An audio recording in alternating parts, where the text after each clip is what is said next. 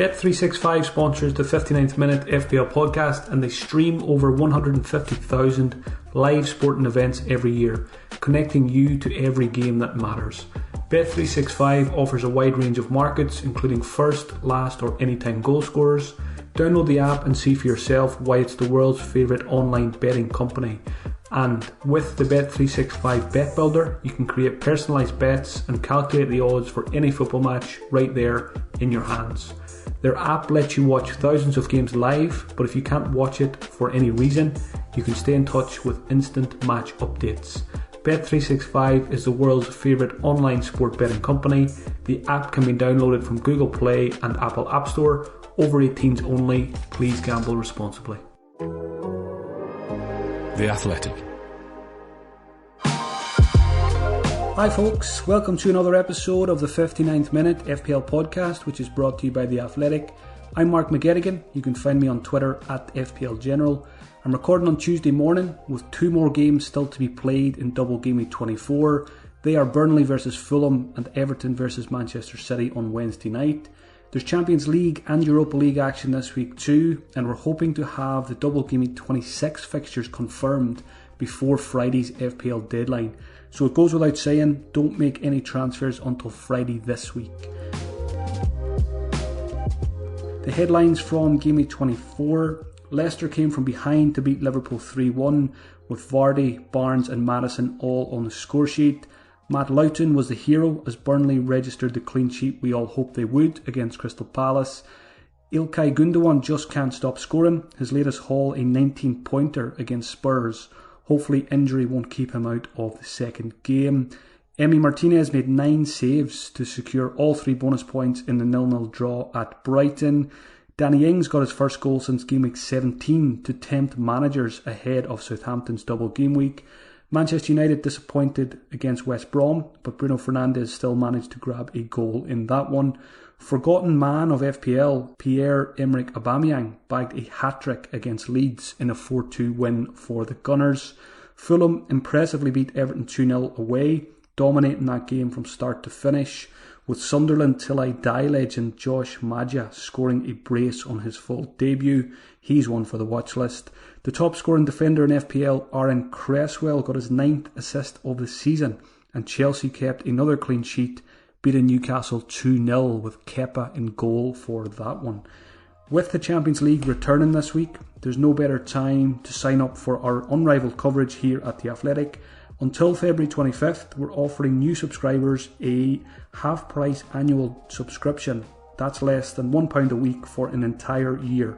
Simply visit theathletic.com/FPL pod, and in doing so, you'll get ad-free versions of this podcast and all the excellent Athletic podcasts. Game Week 24 shoutouts. There was no new members to the club that no one wants to be in this week, unfortunately. Just a couple of notable mentions. Matty Cash at Aston Villa just about made it to 60 to get a clean sheet before he was taken off injured. There was quite a few 61-minute appearances. Minamino at Southampton, Smith Rowe at Arsenal, and Batshuayi at Crystal Palace. And I had to mention Alioski as well because he only managed 53 minutes, got himself a -1 in that defeat to Arsenal.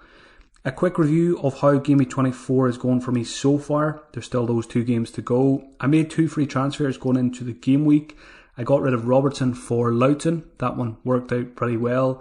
Managed to get Loughton's first goal in, I think it might have been 8 years. So when your luck's in, your luck's in. Calvert-Lewin went out for Bamford. Bamford didn't do anything against Arsenal, but happy to have him for the double game week now. I did mention last week on the podcast that I was between Bruno Fernandes and Calvert-Lewin for the captaincy last week. Calvert-Lewin's injury changed that, and then I ended up going to Gundogan because at the end of the day it came down to Bruno with 1 game versus Gundogan with 2, and I think I'll always tend to favour the double game week player in that scenario. So glad I changed the armband over from Bruno to Gundogan. 96 points so far, sees a green arrow from 3.8k to 2.2k.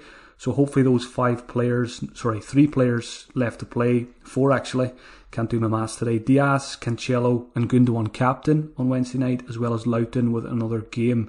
So should be above 100 for the game week. The good and the bad. The good this week, Gundogan 38 A lot of people captained him. What a nice return we got from that. Luton with 15, what a hero. Martinez just continues to pull it out of the bag. 12-pointer. Bruno 9, Salah 7, and Cancelo 6 with another game to go, hopefully. The bad, Ruben Dias didn't feature, 0-pointer. Hopefully he can get a clean sheet against Everton. Grealish 2, Watkins 2, so my Villa boys let me down. Bamford 2-pointer. Antonio no-show. Got Soucek off the bench for a 3-pointer, and I left Soufal on the bench as well, which wasn't ideal. A quick watch list update. I added 5 players today. A couple of strikers, Josh Maja at Fulham, who I already mentioned. 5.5 million. He's owned by just 0.3% of managers. I do think it's probably a bit early to go in on him after his first start of the season, but he's certainly one to keep an eye on at that price in a pretty good Fulham side. Jamie Vardy is back in my thoughts, 10.1 million. Scored against Liverpool and could have had even more. He hit the crossbar in that game as well. Another striker, Mbai Diang from West Brom. He's 6 million. He's got attacking returns in 3 of his 4 appearances. That's 1 goal and 2 assists. And I've been really impressed by Diang from what I've seen of him in his first couple of appearances. I think he's a pretty good striker. He should have had a few more against Manchester United. Missed some really good chances. He's had a few goals chalked off for offside as well. So he's getting into good positions and he's showing that he can finish from time to time. So 6 million could be an interesting option at some point towards the end of the season. Pedro Nato is back on the watch list, 5.7 million. Another goal, great goal it was. He's now got 5 goals, 6 assists for the season. And Wolves seem to have turned the corner, or at least might be about to turn the corner. So Neto is an option at 5.7. Final player added this week is Ricardo Pereira at Leicester. Unfortunately, we lost James Justin for the season. I've still got him in my team, so I'll be looking to sell him at some point in the near future. And I may end up replacing him with his teammate Pereira. He's 5.9 million. He's 0.4% owned, so he's a nice differential to have. And we know what Pereira can do, going back to his previous seasons before that injury. He can get goals and he can get assists, and Leicester are just a very, very good side this season. Most of the players I removed from the watch list this week are defenders. Maguire and Wan-Bissaka have gone because if I buy a United defender, it's going to be Luke Shaw. Trent Alexander-Arnold is gone because I have got no faith in the Liverpool defence at the moment. Likewise, Luka Dean. If I was going to buy Luka Dean, it would have been for the double game week. Now that that's passed, I don't see myself buying him. Rob Holding lost his place to Gabriel in the Arsenal team, so he's gone from the watch list. Webster is injured. He's gone as well. And the only player who's not a defender who I removed from the watch list this week is Etse at Crystal Palace. Quite simply, don't want a Crystal Palace player anywhere near my FPL team at the moment. So from time to time, I just do a quick run through of who is actually on my watch list at the moment. There's 23 players.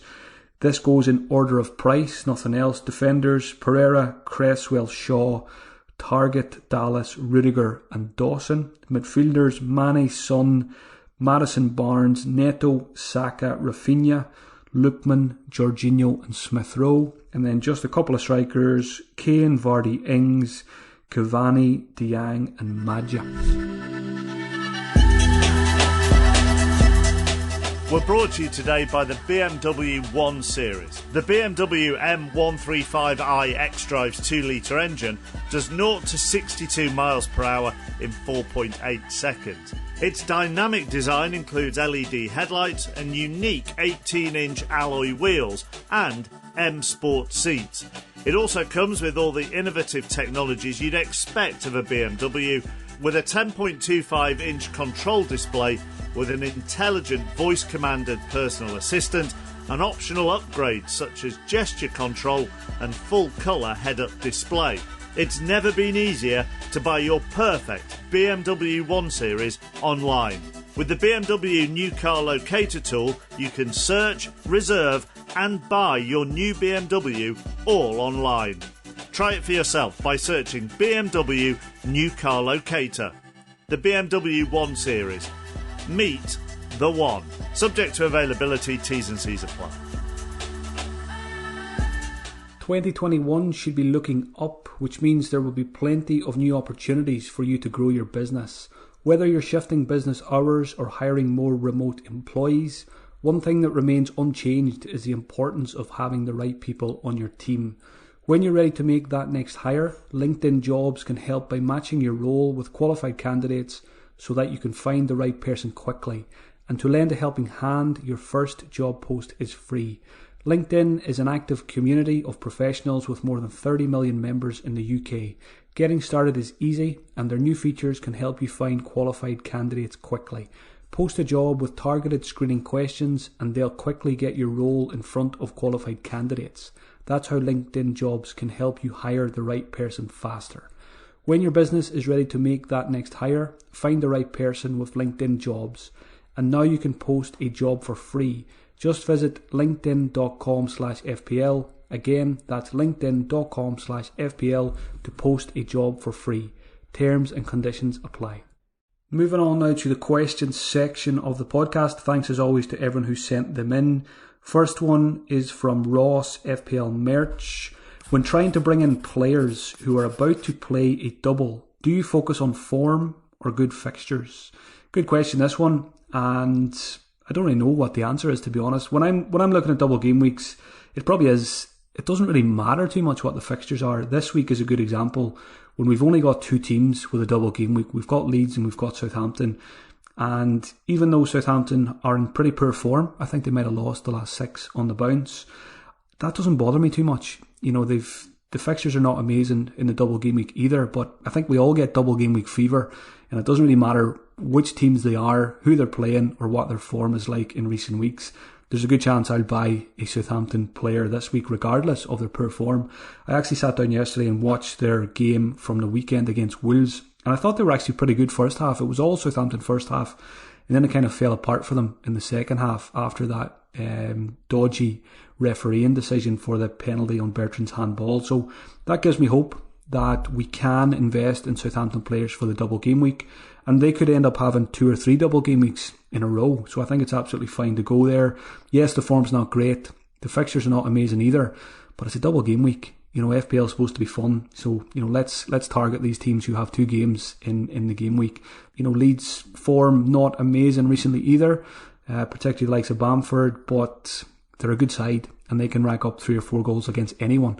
So I think when they've got 2 fixtures, you've got to target their attackers in particular. So yeah, I'm all in this week. My transfers this week are going to be solely focused on Leeds and Southampton. Next question is from James. Is a Game Week 25 wildcard with just a triple captain left worth it? Or is it more sensible to wait until Game Week 30-ish to wildcard? Completely team dependent, this one. I think if you're in a pretty strong position, if you've got, you know, 2 or 3 guys who've got a double Game Week 25 and you're looking like you're going to be pretty well set up for double Game Week 26 as well, then I don't think there's any need to wildcard just yet. I think you can hold off, get through Game Week 29 and then wildcard Game Week 30 or 31. I think 31's actually better because there's some quite good fixtures in Game Week 30 for the likes of Leeds and Aston Villa, I think it is. And then we can possibly offload those guys after that for the final 8 or 9 weeks of the season. So completely team dependent. If you're happy with your squad, if you're well set up for 25 and 26, I would hold off and just survive through Game Week 29, even if you've only got 7 or 8 players for that week, and then clean things up with a wildcard Game Week 31. But again, if you're not happy with your squad, if you really want to attack Game Week 25 with Leeds and Southampton and then load up on as many Game Week 26 players as possible once those fixtures are confirmed. Hopefully they're confirmed before Friday, because that will make things a lot easier for people who do wildcard this week. I think what I would say there as well is, if you haven't activated your wildcard yet, which is now Tuesday, or whenever you're listening, you know, don't bother until the fixtures are confirmed, even if that's on Friday. I wouldn't worry about team value this season. It's not a huge issue. I never bother about it anyway in regular season. So if you haven't activated wildcard yet, there's no need really to activate it until hopefully we get those fixtures before the deadline on Friday.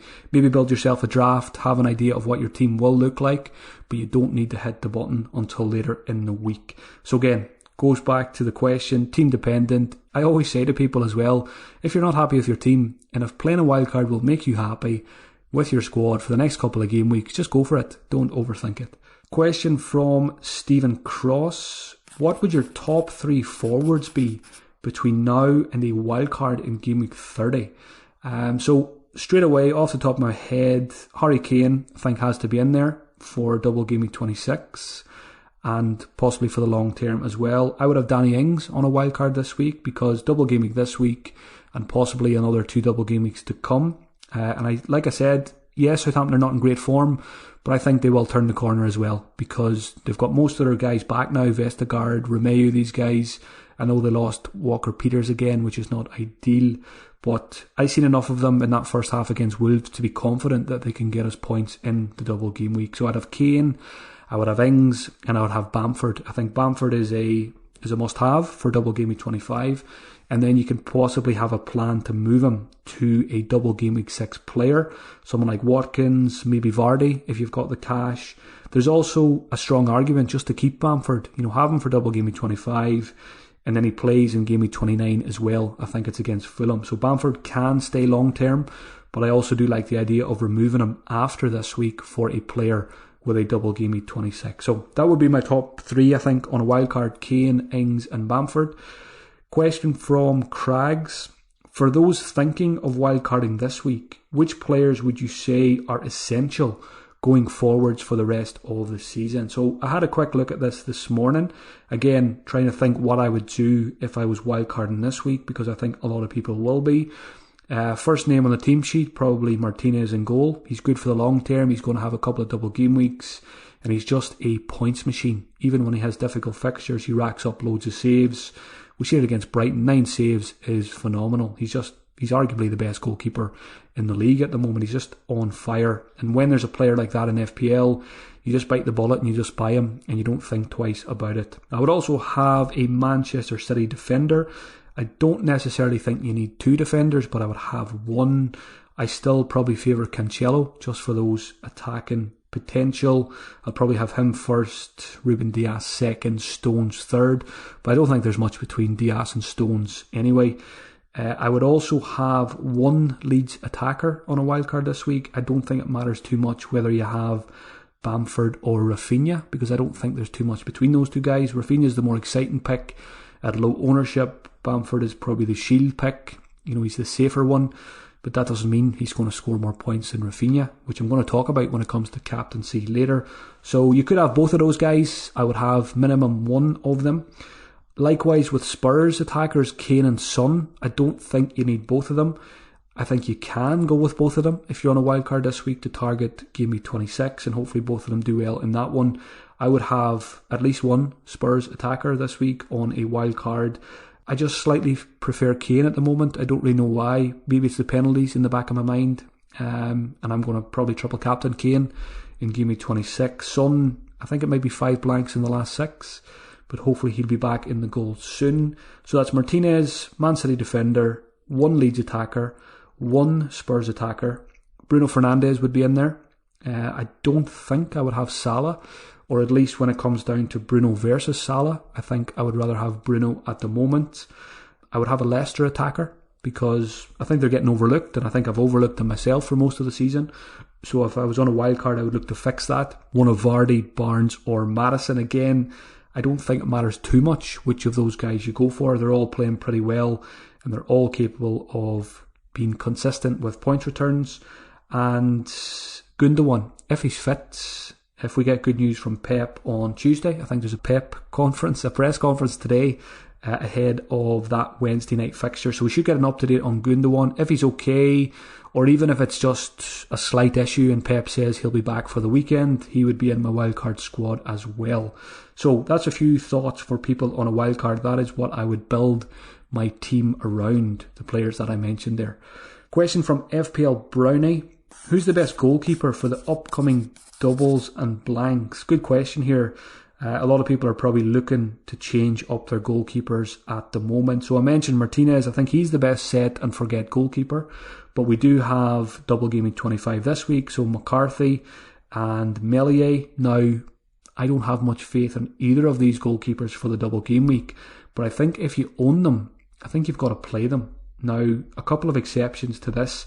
My example, I've got Martinez and Meslier, and I was always planning to play Meslier this week because of the 2 fixtures. Now, his performance at the weekend did not fill me with confidence, But I think the fact that Martinez plays Leicester, I fancy Leicester to score against Aston Villa. So I'm going to play Meslier with the 2 fixtures, and hopefully he can do something in those ones. 1 clean sheet, I'd be happy. Leeds do concede a lot of penalties, so it's about time Meslier saved one of them. So there's always the chance of that as well. So it feels wrong to bench Martinez, given how good he's been playing. But I think we've got to play the double game week goalkeeper. I think that goes for McCarthy as well. If you've got McCarthy, Martinez, I'd probably be playing McCarthy in the double game week. If nothing else, they can rack up saves over the 2 fixtures. And in that case, hopefully Martinez does concede when we put him on the bench. There's a couple of exceptions to the rule. If I owned Nick Pope, he plays West Brom this week, I would play him ahead of a double game week goalkeeper. If I had David De Gea against Newcastle, I would probably play him over McCarthy and Meslier as well. And there's probably one more that's a tricky one. If you own Sanchez, the Brighton goalkeeper, he's got a good fixture against Palace. I'd be quite tempted to play him as well over a double game week goalkeeper, given how good Brighton have been defensively. But I don't think I would. I think I'd have Sanchez on the bench and I would play Meslier or McCarthy if you have them. Would I go out and buy McCarthy or Meslier this week? Probably not. But again, it depends on which goalkeeper you have at the moment. If you've got a decent goalkeeper with a decent fixture, just keep them and don't bother wasting a transfer on McCarthy or Meslier. I mentioned Martinez. He's got a likely double game week 26. He's also very likely to play in blank game week 29. So there's a lot of ticks there for Martinez. I like Ederson as well if you want to buy a new goalkeeper. Looks like a couple of double game weeks to come for him as well as Areola. If you've got Areola, I would hold on to him. I don't think buying him is the craziest idea either. Very impressed by Fulham against, who are they playing? Everton. Another clean sheet there. Areola has Sheffield United next, good fixture. Then a possible double game week, and he plays in game week 29 as well. So that's the goalkeepers covered. You're probably looking at Martinez, Ederson, Pope, Areola, probably if you're looking to buy a new one. And there's a couple of decent ones there as well if you already own them. So hopefully Meslier can pull off a miracle and outscore Martinez this week. Question from the sports box. Is it time to sell Antonio, or is he fixture proof for his price this season? I think it's an easy sell now because the fixtures are turning for West Ham. They're really tricky for the next couple of game weeks. Also, David Moyes is not confident of having Antonio back in game week 25, so you can't even be confident that you're going to get him for that fixture. I think it's Tottenham at the weekend, so it's an easy sell. Easy sell for Ings or an easy sell for Bamford if you don't own either of those guys for the double game week. I also like Antonio to Harry Kane if you can spare the cash. So yeah, for me, I think it's an easy sell. Just go to Ings or just go to Bamford from Antonio this week. Next one is from FPL Eagle. Who would be your top differential pick for the upcoming double game week fixtures? So I've looked at just game week 25 because game week 26 are not confirmed yet. In terms of differentials, I mean, Rafinha doesn't feel like a differential if you're on Twitter or Reddit, because it seems like everyone's going to have him or already has him for the double game week. But overall, his ownership is still just 3.5% ownership. So if you're looking for a differential, don't look past Rafinha. He will be a differential in some of your mini leagues. Danny Ings as well, same reason. Feels like a lot of people will have him this week. I also think a lot of people won't buy him because of Southampton's form, and I like that. To me, that's an opportunity to get him. His ownership won't shoot up this week as much as it might have if, let's say, Southampton won that game against Wolves. I know he scored, but that might not be enough for people to trust him in that Southampton setup. Ings' ownership is low as well, 10.5%. Again, his ownership will be low in your mini leagues. But if you really want a differential, Stuart Armstrong or Minamino. Stuart Armstrong is 5.5 million. He's 0.3% owned. Minamino's a bit more expensive. He's 6 million, but he's also owned by just 0.4%. Now, Minamino was substituted before Armstrong was substituted at the weekend, and I just feel Armstrong has been playing in that Hasenhüttl system obviously a lot longer than Minamino has. So if I was going to say who would I be more confident of starting at the weekend, it would be Stuart Armstrong over Minamino. I should throw Jack Harrison in here as a differential as well. If you want to be different, go for him over Rafinha. I think that's fine as well. I'm trying to think of Southampton. Ward-Prowse, I don't like him. Boring pick, set pieces. I don't like relying on free kicks and corners. There's a chance he could play right back now as well with Walker-Peters injured. Redmond actually impressed me at the weekend, but again, there's always question marks over him because Che Adams could come back in and Redmond could be the one to drop out. Any of them could drop out. Redmond, Armstrong or Minamino. So it is slightly risky going for a Southampton attacker other than Danny Ings. But if I was pushed, I think I would go Stuart Armstrong. Next one comes in from Frankismo. What should we do with Grealish? Yeah, it's becoming a slight concern. I do think it is only 2 blanks for Grealish, though. If I look back, he's blanked in the last 2, but he did return in the 4 games before that. He's got Leicester next, so it's a tricky fixture, so maybe it's an okay time to get off him. But I look forward, possible double game week 26 for Villa, which includes Leeds. I think any attacker playing against Leeds is worth holding on to. So I'm inclined to give Grealish 25 and 26 and then reassess it. Hopefully he can get something against Leicester, and then that possible double game week, like I said, against Leeds, you would fancy him to get something against Leeds. He could go big against Leeds. You know, we've seen what Arsenal did against them at the weekend, so Villa could easily score 3 or 4 in that game as well. Now, the one thing I would say about Grealish is I like Grealish to Rafinha. If Grealish to Rafinha is your only way to get Rafinha, or it's the easiest way to get him, I wouldn't stop anyone from doing that this week. You're getting the 2 games out of Rafinha for game week 25, and you could even reverse it, game week 26. You could go back to Grealish for his 2 fixtures then. So yeah, that's the one move I wouldn't stop anyone from doing. Grealish to Rafinha, but I think Grealish is absolutely fine to keep as well for the reasons mentioned. Question from David Kiernan. David is going to get Rafinha and Kane in this week. He's going to get rid of Antonio and one of Salah or Son. Who would you get rid of between the 2? So who would I sell this week, Salah or Son?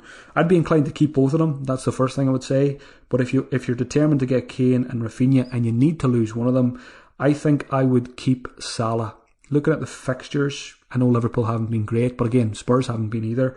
Fixtures, Salah has Everton next, who just lost 2-0 to Fulham and were played off the park. So Liverpool should win that one comfortably, going on that Everton performance. Then it's a possible double game week for Salah of Sheffield United, good fixture, and Chelsea. And then it's Fulham after that. Son has West Ham away this week, which to me is a tricky fixture because West Ham have been defending very well. Then it's a possible double game week of Burnley and one of Fulham or Southampton. So we know Burnley is never an easy place to go for anyone. So I think fixture-wise swings it in Salah's favour, and he's also got the penalties. So if pushed, I would keep Salah and sell Son. Final question this week is from mbison22. Is it possible to wildcard in 25, bench boost in 26 and cover the blank in 29 if you don't have your free hit? I think absolutely yes it is. I wouldn't be worried too much about 29 because now that it looks like Villa and Spurs will feature in that game week, it makes it so much easier to navigate, even if you've only got 8 or 9 players for that week.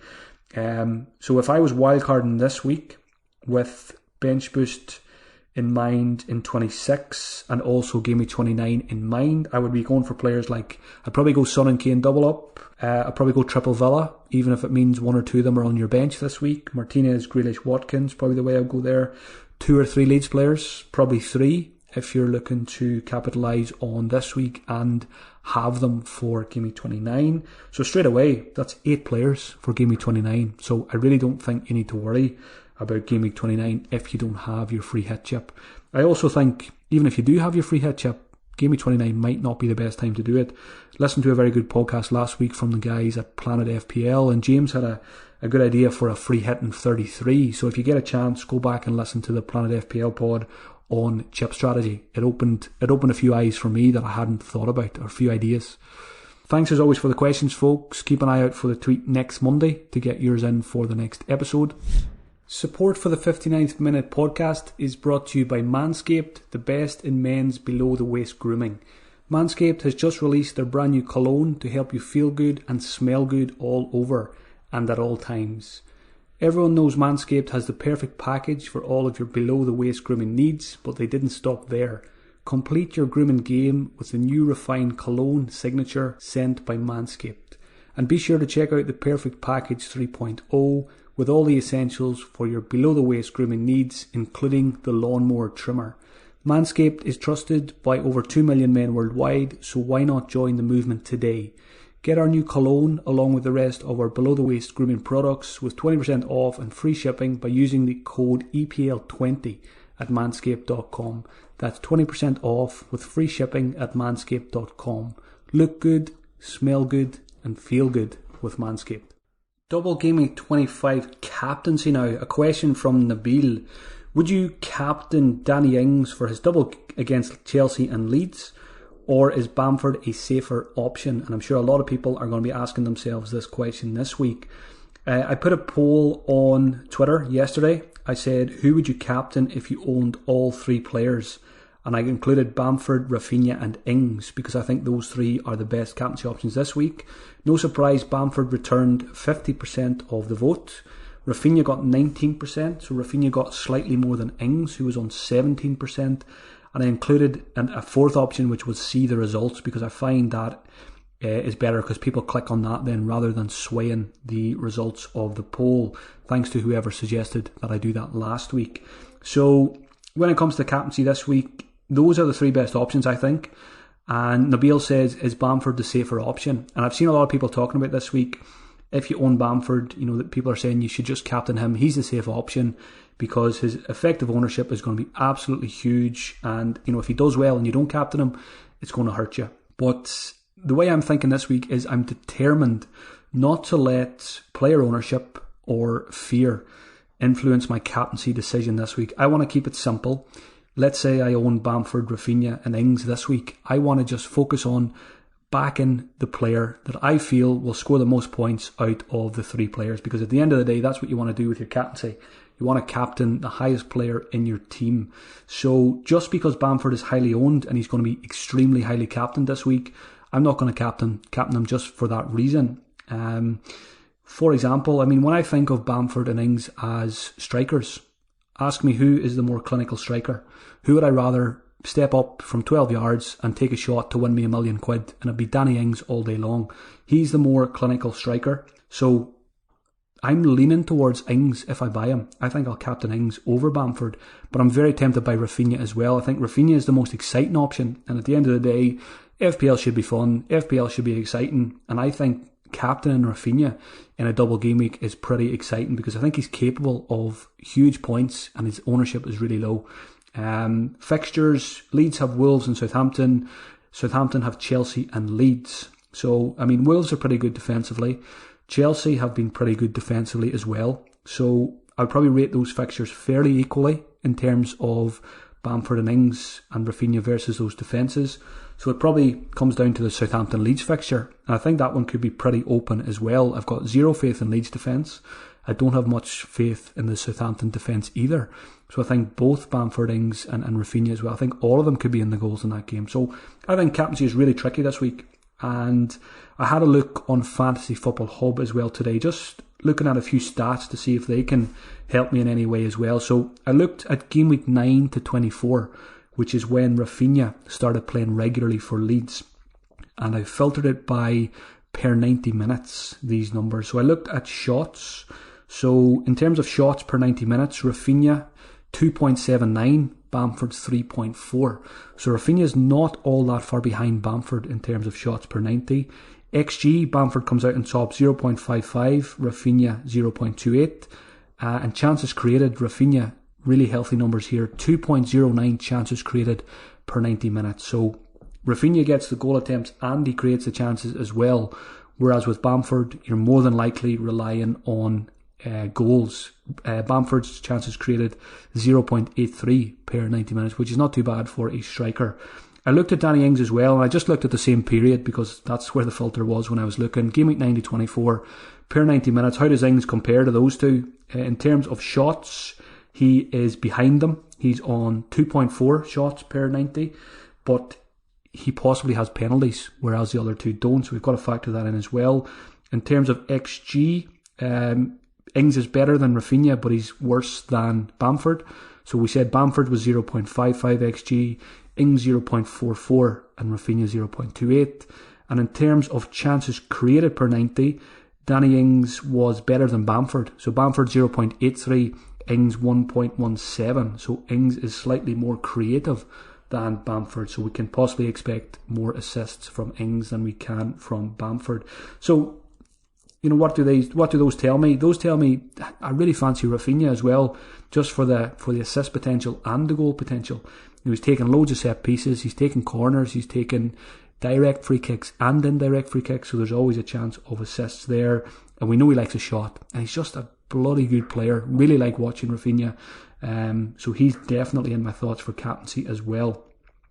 Who are the other options? Salah and Mane play Everton. I like those guys as well if you fancy a single game week captain. Bruno Fernandes has Newcastle at home, really good fixture as well. And Kane and Son play West Ham. Now, I do think that's a tricky fixture, so I don't feel overly confident about Kane or Son captain this week. I just think, much like last week with Man City, I think we've got to captain a double game week player. You've got to go hard or go home. So I think you've got to captain a Leeds or a Southampton player. And I think those three are the top options: Bamford, Ings and Rafinha. I know some people will consider Dallas as well, who is good going forward, particularly when he's playing in midfield, but clean sheets. Leeds probably, you could easily see them getting no clean sheets in those two games. That has me thinking, why am I starting Meslier then? Should I just start Martinez against Leicester? But no, I think I'll stick with Meslier. Hopefully he gets saves more than anything else, and maybe a penalty save thrown in for good measure. So captaincy for me, right, where am I leaning? I'm probably leaning Danny Ings. Now the issue here is I don't own Rafinha or Ings yet, so I would need to buy both of them if I want to captain one or the other. I'll get to that now when it comes to transfers. If I buy Ings, I think he'll be my captain. If I buy Rafinha, he'll be strongly considered as well. And of course, it's only Tuesday. It's a long way till Friday, so I won't rule out Bamford just yet either. Obviously, in my position, high in the rankings, people will tell me it makes sense to captain Bamford, protect yourself. But I don't like playing like that. I'd rather be exciting and try and make up ground rather than just trying to be stable where I am in the rankings. I would love to captain Rafinha. He scores 25 points. Bamford maybe just gets one goal, and then obviously your ranks, you fly up the rankings then if that happens. So lots of thinking to do in terms of captaincy over the next couple of days. Something to mention on captaincy as well: Leeds play Friday, Tuesday. Southampton play Saturday, Tuesday. So Leeds have the extra day of recovery time. That makes me question, Danny Ings, a lot of injuries in the past. Will Hasenhüttl protect him if he has to play Saturday, Tuesday, and then the weekend again? But I just feel Southampton, they're struggling at the moment. They need wins. They need to get back. Hasenhüttl's under a little bit of pressure. He's got to play his best player. So I do expect Ings to play both games. Just hopefully those hamstrings can stay intact. Double game week 25 transfers. I've got one free transfer. One of them will definitely be Antonio out, Ings in. Then I've got to ask myself the question, do I take a -4 to go Rafinha in for Soucek? Or do a -4 and get rid of Justin for Dallas to improve my defence? Or I could go all out, take a -8, get Dallas and Rafinha for the double game week, triple up on Leeds, and I can use them also then in game week 29. I was thinking about Kane this week, but I'm happy enough to hold off for one more week when he has a tricky game against West Ham, and I'll bring Kane in. So if I buy Ings this week, I'll probably straight away sell him for Ings for double game week sell him for Kane for double game week 26 and triple captain Kane in that one. So it could be a short appearance for Ings in my squad. Bring him in, gets me 30 points, ship him out for Kane gets 60 points, triple captain. That is the master plan. So most likely Antonio out, Ings in, Soucek out, Rafinha in, and I'll probably avoid the -4 for Dallas. So I'll probably leave it at a -4 rather than a -8. But let's see how I'm feeling on Friday. If I'm feeling punty, if I'm feeling aggressive, I might go for the -8 and get Dallas and YOLO. Thank you, as always, for taking the time out of your week to listen. Please give it a share on Twitter if you enjoyed it, and leave a review on whatever platform you're using. If you'd like to hear more podcasts from me before Friday's deadline, check out patreon.com/FPL General. Have a great week, folks. Enjoy the Champions League midweek, and best of luck for Double Game Week 25. I'll be back next Tuesday to preview the big Double Game Week 26. That should be a good one. Talk to you then. The Athletic.